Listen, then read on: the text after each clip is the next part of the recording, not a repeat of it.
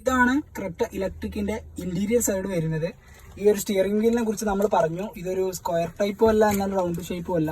ഒരു വ്യത്യസ്ത തരം ഷേപ്പിലുള്ളൊരു ഡിസൈനാണ് ഇതിൻ്റെ സ്റ്റിയറിംഗ് വീലിൽ വരുന്നത്.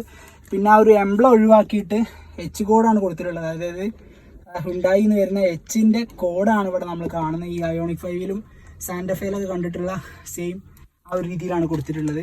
പിന്നെ സ്റ്റിയറിംഗ് കൺട്രോൾസ് കാര്യങ്ങളൊക്കെ ഇവിടെ കാണാൻ പറ്റും. മറ്റ് മോഡ് കൺട്രോൾസ്, അതുപോലെ ട്രാക്ഷൻ കൺട്രോൾ, മറ്റെല്ലാ ഫംഗ്ഷൻസും സ്റ്റിയറിംഗ് വീലിൽ തന്നെ കൊടുത്തിട്ടുണ്ട്. പാഡിൽ ഷിഫ്റ്റേഴ്സ് താഴെ കാണാം. പിന്നെ നമ്മൾ മോഡൊക്കെ ചേഞ്ച് ചെയ്യാൻ ഈ ഒരു വശത്തായിട്ടാണ് താഴെ. ഇത്രയും വലിയൊരു ഇൻഫോർടൈൻമെന്റ് സിസ്റ്റം, അതായത് ക്ലസ്റ്റർ ഇവിടെയും ഇൻഫോർടൈൻമെന്റ് സിസ്റ്റം ഇവിടെയും ന്യൂ ക്രെറ്റയിൽ കണ്ട പോലെ തന്നെയുള്ള സെയിം ഒരു ഡിസൈൻ തന്നെയാണ്. ഒരുപാട് ഫീച്ചേഴ്സ് ഇൻഫോർടൈൻമെന്റ് സിസ്റ്റത്തിൽ വരുന്നുണ്ട്. ഇപ്പോൾ നമ്മൾ കാർ ചാർജിൽ ഇട്ടിരിക്കുകയാണ്, അതാണ് ഞാൻ ഓണൊക്കെ കാണിച്ചു തരാത്തത്.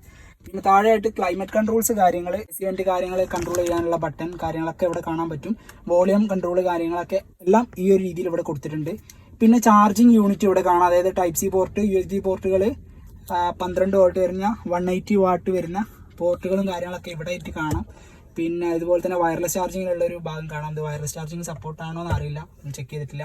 ഓക്കെ, പിന്നെ ഇവിടേക്ക് വരുന്ന സമയത്ത് ഒരു ഫ്ലോട്ടിംഗ് ആയിട്ടുള്ള ഒരു സെൻട്രൽ കൺസോൾ കാണാം. ഡ്രൈവ് മോഡ് കാര്യങ്ങൾ ഇവിടെ ചേഞ്ച് ചെയ്യാം. പിന്നെ പാർക്കിംഗ് ബ്രേക്കിനുള്ള ഒരു സ്വിച്ച് കാണാം. ഓട്ടോ ഹോൾഡ്, ക്യാമറ വ്യൂനുള്ള സ്വിച്ച് കാണാം.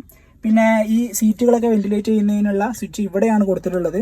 സാധാരണ ഗതിയിൽ അവിടെയൊക്കെയാണ് വരാറുള്ളത്, ഇത് ഇവിടെ കൊടുത്തിട്ടുണ്ട്. അതുപോലെ തന്നെ ഒരു സ്റ്റോറേജ് സ്പേസ് ആംബ്രസ്റ്റിന് താഴെയായിട്ട് നിങ്ങൾക്ക് ഇവിടെ കാണാൻ പറ്റും. പിന്നെ നമ്മൾ പറയാൻ വിട്ടൊരു സംഭവമാണ് ഈ ഒരു ആംബിലൈറ്റ്സ് എന്ന് പറയുന്നത്. ആംബിലൈറ്റ്സ് ഇതിൻ്റെ ഉള്ളിലായിട്ട് ഈ ഒരു രീതിയിൽ ഫ്ലോട്ടിങ് ചെയ്യുന്ന ഈ ഒരു സെൻട്രൽ കൺസോളിൻ്റെ ചുറ്റുമായിട്ടും ഈ ഒരു രീതിയിലാണ് ആംബിയൻ ലൈറ്റിംഗ് വരുന്നത്. അത് നല്ലൊരു രസമായിട്ടുള്ള കളർ പാറ്റേണിൽ തന്നെ കൊടുത്തിട്ടുണ്ടെന്ന് വേണമെങ്കിൽ പറയാം.